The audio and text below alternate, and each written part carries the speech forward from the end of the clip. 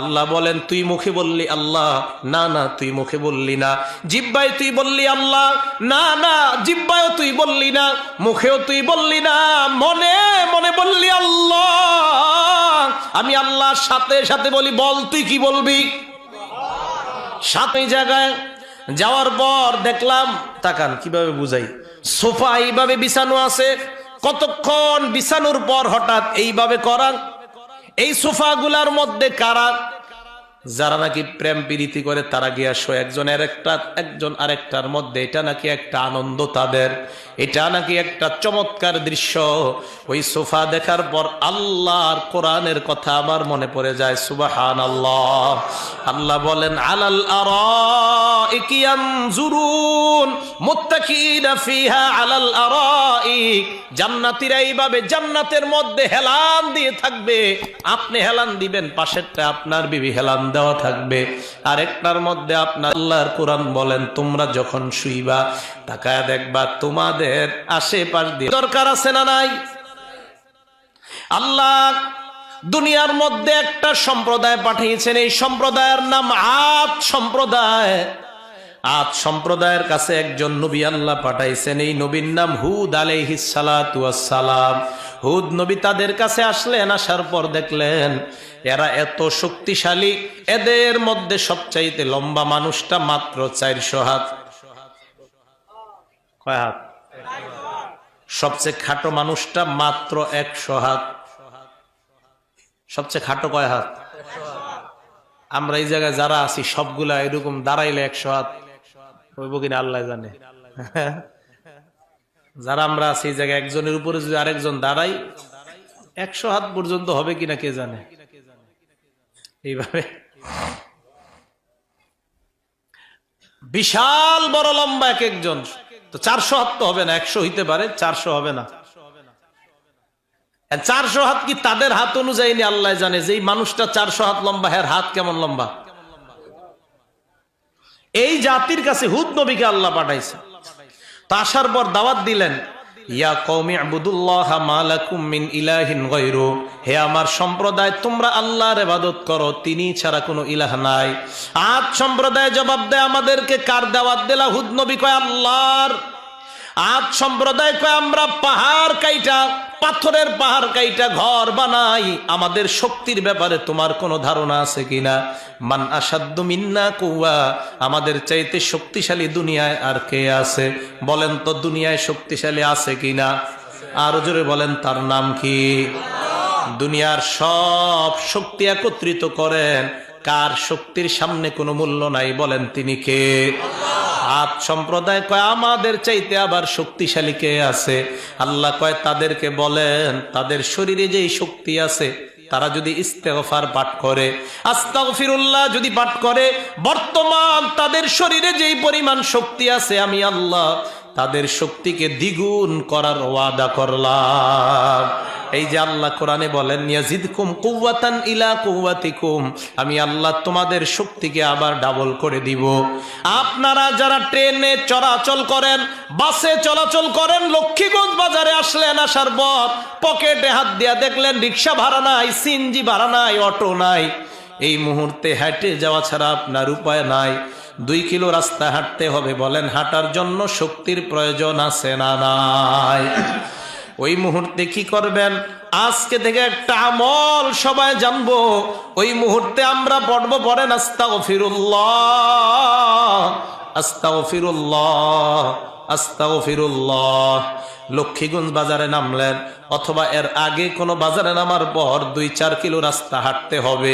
ওই মুহূর্তে কোরআনের উপর আমল করবেন, দাঁড়ায় দাঁড়ায় নিম্নে 70 বার ইস্তেগফার পাঠ করবেন, 1 মিনিটও সময় লাগে না। পড়েন আমার সাথে আস্তাগফিরুল্লাহ। 70 বার ইস্তেগফার পাঠ করার পর এবার বাড়ির দিকে হাঁটা আরম্ভ করবেন। আল্লাহর কোরআনের ওয়াদা, হাঁটার জন্য যে শক্তির প্রয়োজন আমি আল্লাহ সব শক্তি দেওয়ার ওয়াদা করলাম। কৃষক ভাই ক্ষেতের মধ্যে কাজ করতে করতে আলু লাগান, শীতকালে আলুর আইলগুলা টানতে টানতে ক্লান্ত হয়ে গেলেন। তাকায় দেখলেন ঘড়িতে 11টা বাজে। হঠাৎ তাকায় দেখলেন বিবিটা এখনো খাবার নিয়ে আসে না, ছেলেটাও আসে না। গামছা দিয়া বাইদা আপনাদের খাবারটা আনে, একটা প্লেট আর একটা গ্লাস আর একটা বল দিয়া খাবারটা আনে। দেশ গ্রামে হয় না এরকম? আপনি তাকায় দেখলেন খাবার আসতেছে না, এর মানে বিবি এখনো খাবার রান্না করে শেষ করতে পারে নাই। পেটের মধ্যে ক্ষুধার যন্ত্রণায় ছটফট করতেছেন। এই মুহূর্তে রাস্তার কিনারা একটা গাছের ছায়ার নিচে বসেন। বসার পর আস্তে আস্তে 70 বার পাঠ করেন আস্তাগফিরুল্লাহ, আস্তাগফিরুল্লাহ, আস্তাগফিরুল্লাহ। 11টা পর্যন্ত আপনি কাজ করলেন ফজর থেকে। আবার সামনে আসর পর্যন্ত যদি আপনার কাজ করার প্রয়োজন হয়, আল্লাহ বলেন তোমার শরীরে শক্তি দেওয়ার ওয়াদা আমি আল্লাহ করে দিলাম।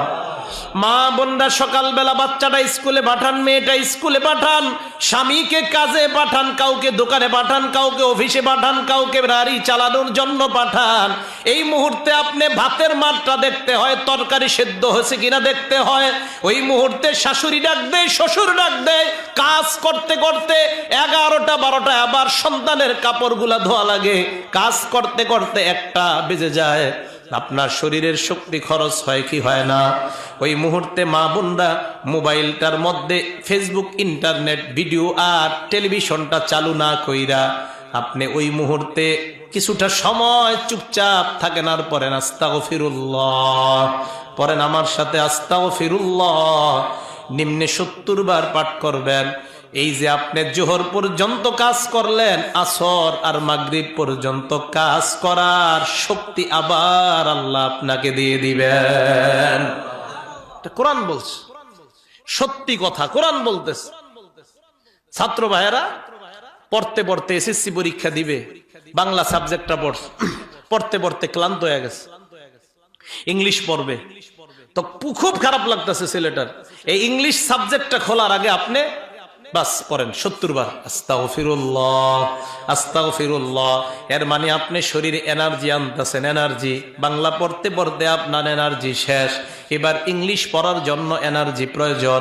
মাদ্রাসার ছাত্র ভাইয়েরা এক কিতাব তাকরার করাইতে করাইতে মুকাররির সাহেবের অবস্থা বড় খারাপ। একটা তাকরার করানোর পর 1 মিনিটের জন্য বিরতি দেন, সবাই ইস্তেগফার পাঠ করেন। পাঠ করার পর আবার যখন ইংলিশ সাবজেক্টটা ধরবেন, তাকরা করার জন্য আরেকটা কিতাব আপনি শুরু করবেন। আল্লাহর কসম, কোরআন বিশ্বাস করেন, আপনার শরীরে আল্লাহ শক্তি দান করে দিবেন। এই জন্য ইস্তেগফার সকলে পাঠ করা দরকার আছে না নাই? আল্লাহর নবীর আগে কোনো গুনাহ নাই, পরে কোনো গুনাহ নাই। এই নবী বলেন ইন্নাহু লা ইউগানু আলা কলবি, আমার অন্তরে মাঝে মাঝে গুনে ধরে। কে ধরে? নবীজি বলেন আমার অন্তরে গুনে ধরে, অলসতা আসে। আসলে তো আসে না, নবী আম করে বুঝায়। নবীজি বলেন অলসতা দূর করার জন্য লা আস্তাগফিরুল্লাহ ফিল ইয়াউমি মিআতা মাররা, আমি ডেইলি আল্লাহর দরবারে 100 বার ইস্তেগফার পাঠ করি। কয়বার? আরো জোরে বলেন কয়বার? সবাই 2 হাত উপরে তোলেন, আবার নামান, আবার উপরে উঠান, আবার নামান। ঘুম চলে গেছে, এবার বলেন নবী কয়বার ইস্তেগফার পড়তেন? আর জোরে বলেন কয়বার? যেহেতু আমগো এত গুনাহ নাই, সেহেতু আমগো এত পড়া দরকার নাই। কি বলেন? আবু হুরায়রা রাদিয়াল্লাহু তাআলা আনহু বলেন আমি প্রতিদিন হাজার হাজার হাদিসের কাজ করতাম। এই কাজ করার পরেও 12,000 বার ইস্তেগফার পাঠ করতাম। কয় হাজার বার? 12,000 ইস্তেগফার পাঠ করতে আবু হুরায়রা। হযরত হুযায়ফা রাদিয়াল্লাহু তাআলা আনহু বলেন কানা ফি লিসানি যারাবুন আলা আহলি, আমার মেজাজটা মাঝে মাঝে আমার বিবির উপর খারাপ হয়ে যায়, আমার ছেলের উপর মেজাজটা খারাপ হয়ে যায়। এরকম আপনাদেরও হয়? মাঝে মাঝে বিবির উপর মেজাজ খারাপ হয়। বিবি ফোন দেয় রাতে 12টার দিকে, বাসায় আসতেছেন, ওই মুহূর্তে ফোন দিয়ে এমন একটা কথা কয়, ওই মুহূর্তে কয় একটা কাজ করেন সালমার বাপ, আসার সময় ওই জিনিসটা নিয়ে আইসেন। ইতিমধ্যে আপনি ঘরে ঢুকতে বাকি আছে আর সামান্য সময়, মেজাজটা আপনার বড় খারাপ। ওই মুহূর্তে হাত গুটান আর বলেন আইসা নেই, আজকে তোর খবর আছে। আগে কইতে পারলি না, 12টা বাজে তুই বললি ওই জিনিসের প্রয়োজন। হযরত হুযাইফা বলেন, আল্লাহর নবীর কাছে আমি গেলাম, যাওয়ার পর বললাম, ইয়া রাসূলুল্লাহ, আমার জবানের অবস্থা এমন, মাঝে মাঝে আমার মেজাজ খারাপ হয়, আমার বিবির উপর মেজাজ খারাপ হয়ে যায়, আমার সন্তানের উপর আমার মেজাজ খারাপ হয়ে যায়। ইয়া রাসূলুল্লাহ, ওই মুহূর্তে আমি কি করতে পারি? আল্লাহর নবী ঔষধ শিখায়া দিলেন, তাস্তাগফিরুল্লাহ ৭০ মাররা, তুমি ৭০ বার ইস্তেগফার পাঠ করবা, এরপর বিবিকে শাসন করবা, সন্তানকে শাসন করবা। এই শাসনের মধ্যে আল্লাহ ভরপুর বরকত দান করে দিবে। এই জন্য আমাদের মেজাজ যখন খারাপ হয়, বিবির কাছে যাওয়ার আগে কয়বার ইস্তেগফার পাঠ করব? সকলে বলেন। ৭০ বার পাঠ করার পর বিবিকে যাওয়ার পর যখন শাসন করবেন, এটার মধ্যে ফায়দা আছে। আর যদি আপনি ইস্তেগফার পাঠ না করে যান, ওই মুহূর্তে বিবির উপর আপনার মেজাজ বড় খারাপ হয়ে যাবে। কইতে কইতে মুখ দিয়া 3 কথা বের হয়ে যাইতে পারে। তুই 1, তুই 2, তুই 3 বলে ফেলতে পারেন। মেজাজ খারাপ হওয়ার কারণে হয় কি হয় না? এই জন্য মেজাজ যেন খারাপ না হয়। বলেন তো, মেজাজ খারাপ হইলে মেজাজ ঠান্ডা করব কয়বার আস্তাগফিরুল্লাহ পাঠ করব? তাহলে ৭০ বার ইস্তেগফার পাঠ করতে রাজি আছি না নাই? আমরা ওয়াদা করি, দৈনন্দিন হুজুর ঘুমানোর আগে 100 বার আস্তাগফিরুল্লাহ পাঠ করব। রাজি আছেন কিনা? কয়বার? সকলে বলেন কয়বার?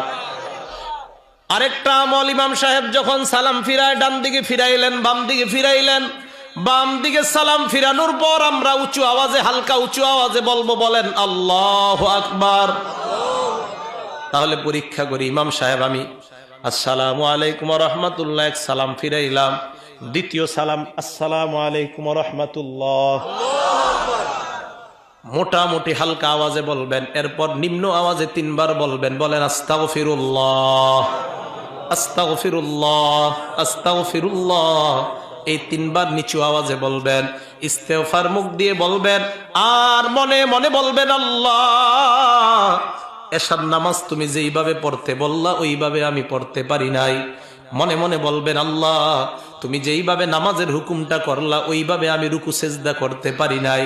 মুখে ইস্তেগফার, মনে মনে আল্লাহর কাছে অনুশোচনা। মুহাদ্দিসিনে কেরাম বলেন, এই যে মনের ভিতর আল্লাহর কাছে আপনার একটা ছোট হওয়া ভাব, মুখে বলতেছেন ইস্তেগফার, নামাজের মধ্যে ছোটখাটো ভুল ভ্রান্তিগুলা আল্লাহ মাফ করে দিয়ে আল্লাহ আপনার নামাজ কবুল করে নিবেন। মনে থাকবে না আমলটা? তাহলে 2 সালাম ফিরানোর পর হালকা উচ্চ আওয়াজে কি? আল্লাহু আকবার।